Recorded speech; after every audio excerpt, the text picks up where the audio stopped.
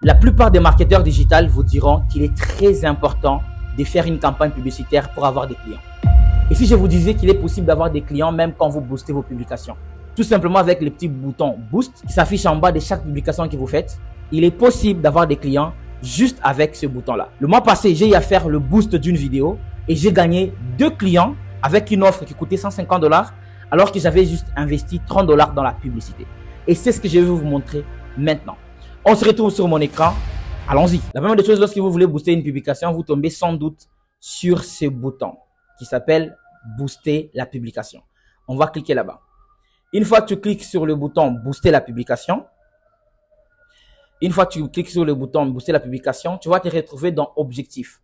Objectif, nous voulons justement vendre, donc on va modifier l'objectif. Tout ce qu'on va faire, on va aller ici, obtenir, recevoir plus de messages. Et l'objectif est recevoir plus de messages d'après votre activité passée. Donc, on va vraiment se focaliser sur ça. Parce que nous, on a besoin de diriger les gens vers notre messagerie. Ça veut dire on va les diriger vers notre WhatsApp. Donc, on va cliquer ici et on va descendre, on va enregistrer. Une fois fini, on a déjà sélectionné notre objectif.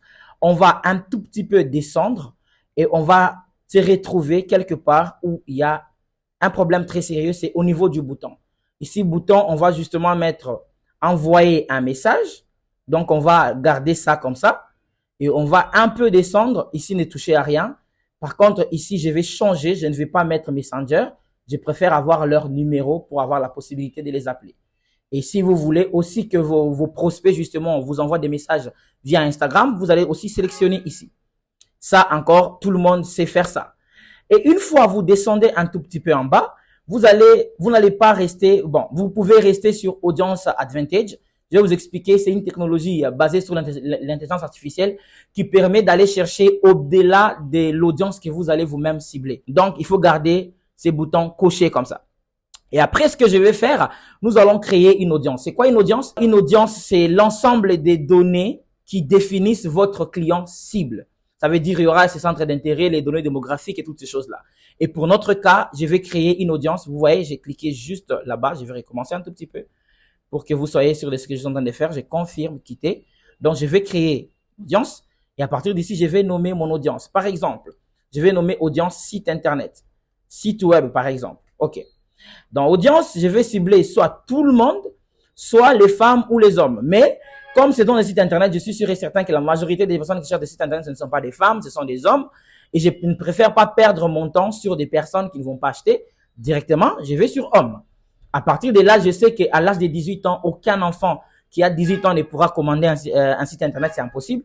Donc, je vais essayer d'aller jusqu'à 25 ans, c'est mieux. Parce que 25 ans, c'est une personne responsable qui a au moins un pouvoir d'achat. Donc, on peut s'arrêter là et puis on va descendre jusqu'à 55 ans, c'est mieux. Et ici, on va cibler les lieux. Je vais tout simplement prendre, par exemple, Kinshasa. Je vais tout simplement prendre Kinshasa et je cible Kinshasa. Une fois que je suis sur Kinshasa, je vais descendre un tout petit peu. Nous sommes à 40 km de Kinshasa, ce qui n'est pas très intéressant parce que parfois, vous pouvez vous retrouver avec des gens qui ne sont pas complètement qualifiés. Et ce qu'il faudra faire, c'est juste essayer de raccourcir un tout petit peu jusqu'à 35. Comme ça, vous êtes sûr de rester vraiment sur la ville de Kinshasa. Alors, on va essayer de descendre un tout petit peu. Descendre. Et ici, vous avez ciblage avancé. C'est là que vous allez cibler les intérêts, les données démographiques et toutes ces choses-là. La plupart des personnes font des petites recherches ici, par exemple, site, et puis tu sélectionnes, par exemple, intérêt site web. C'est super, mais comme ça, vous allez rater beaucoup de données que vous aurez, par exemple, eu à avoir besoin d'ajouter, mais vous n'avez pas ajouté ça tout simplement parce que vous avez oublié, vous êtes des humains, n'est-ce pas? Alors, ce que je vais vous recommander, moi, c'est d'aller dans parcourir. Une fois que vous êtes dans parcourir, vous vous retrouvez avec 3 types de données. Vous avez les données démographiques, vous avez les intérêts, vous avez aussi les comportements. Dans les données démographiques, vous allez par exemple vous retrouver avec la formation, ça veut dire l'expérience universitaire ou académique de la personne. Financière, ça veut dire son niveau financier, événements marquants, les parents, les relations, et même la profession par exemple. Par exemple, si j'entre dans professionnel, vous allez voir que ici, vous pouvez par exemple cibler un CEO, par exemple un CEO. Vous voyez, il y a des CEO, il y a n'importe qui ici. Donc, vous pouvez cibler les postes qu'occupe votre client cible. Par exemple, je peux prendre ici One and CEO. Vous pouvez cibler par exemple cette personne. Et ici, vous pouvez retrouver n'importe quelle donnée liée directement à votre client. Il faut juste dérouler chaque donnée pour trouver ce que vous êtes en train de chercher. Après, ici, vous avez les intérêts. Dans les intérêts, justement, vous avez Business and Industry. Vous pouvez cibler chaque intérêt de votre client. Par exemple, quelqu'un qui cherche un site internet peut probablement être intéressé par du marketing digital. Les agriculteurs peuvent aussi chercher un site internet. Les architectes, justement, peuvent aussi chercher des sites internet. Ceux qui sont dans l'aviation, par exemple, peuvent aussi chercher un site internet. Donc, vous pouvez dérouler chaque donnée et trouver des données importantes qui vont vous permettre d'avoir un bon ciblage. Une fois, vous allez dérouler, en tout cas, tout ce que je suis en train de faire ici, c'est juste un test, hein. Et puis, vous pouvez aller dans le comportement de votre client. Par exemple, activité numérique.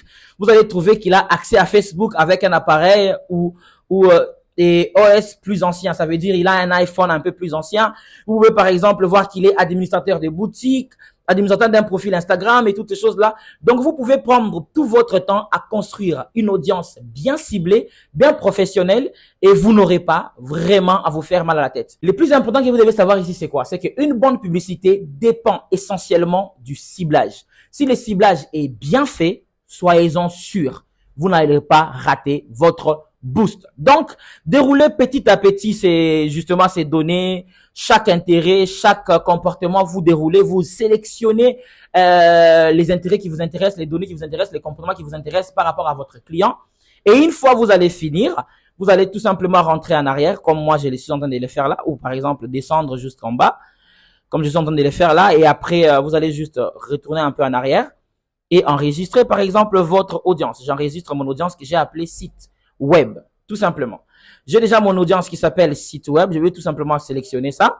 Je me retrouve avec toutes les données que j'ai enregistrées. Donc, vous allez ajouter plus de données parce que moi, je suis en train de juste vous donner un exemple. Donc, je vais descendre un tout petit peu en bas. Et ici, il est important de savoir une chose. Ne faites jamais une publicité d'un jour. C'est une perte de temps. Faites au moins une publicité de 5 jours. C'est très important. Pourquoi? Parce que les premiers jours, Facebook est en train de chercher les personnes idéales pour votre publicité. Donc, si vous sélectionnez un jour, vous risquez d'avoir moins de résultats. Donc, de grâce, faites 4 à 5 jours. C'est vraiment le minimum pour avoir des bons résultats avec Facebook. Et un budget, les budgets qu'il faudra faire, par exemple, ici, déjà, il y a une petite suggestion. Il semble que votre publicité génère 0 réponse. Pour améliorer votre résultat, augmenter votre budget pour qu'il atteigne $15. Par exemple, on peut faire jusqu'à $15, par exemple, pour avoir 5 à 15 messages par jour, ce qui est très, très important. Mais si vous n'avez pas assez d'argent, vous pouvez aller avec $5. Vous pouvez toujours avoir des très, très bons résultats. Donc, ici, il y a des pixels. Ce n'est pas toujours important d'avoir des pixels. Ne vous en faites pas. Même sans pixels, vous pouvez toujours vous retrouver avec un bon résultat. Par exemple, ici, nous avons l'emplacement Advantage. Ça veut dire les placements justement Advantage. Ça veut dire une intelligence artificielle qui va gérer votre placement. Il verra si ou elle verra si elle pourra mettre votre publicité sur des stories, sur les réels, sur la barre de recherche, sur les fils d'actualité. Ça dépendra. Donc, il faut laisser cocher cette option. C'est très, très important. Une fois toutes ces choses réunies, vous pouvez facilement publier votre publicité et commencer à enjoy des résultats que peuvent générer votre publicité. C'est si simple que ça. On se retrouve pour une prochaine vidéo. N'hésitez pas à vous abonner à cette chaîne. Ciao et à la prochaine.